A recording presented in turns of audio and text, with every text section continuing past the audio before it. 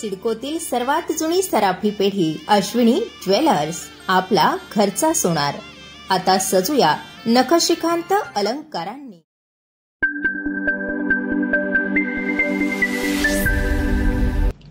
Adgaon police station हद्दीतील बीडी कामगार नगरमध्ये विशांत भोये या तरुणाची किरकोळ भांडणाच्या कारणावरून धारधार शस्त्राने वार करत मिरचीची पूड टाकून हत्या झाली. लहान मुलांच्या भांडणावरून हा खून झाल्याची प्राथमिक माहिती स्थानिक नागरिकांनी दिली. घटनेची माहिती मिळताच आडगाव पोलीस स्टेशनचे वरिष्ठ पोलीस निरीक्षक सचिन खैरनार, सरकारवाडा पोलीस स्टेशनचे सुरेश आव्हाड, सहाय्यक पोलीस आयुक्त पद्मजा बढे, पोलीस अधिकारी कर्मचारी यांनी घटनास्थळी धाव घेतली. हत्या झालेल्या तरुणाच्या नातेवाईक मित्रपरिवाराने आरोपींना अटक करण्यासाठी आंदोलन छेडल्याने परिसराला छावणीचं स्वरूप प्राप्त झालं. याबाबत पोलिसांनी दिलेल्या माहितीनुसार विशांत भोये याने स्वामी समर्थ केंद्राजवळ लहान मुलांच्या झालेल्या भांडणावरून मच्छिंद्र जाधव यांच्या मुलाला मारलं होतं.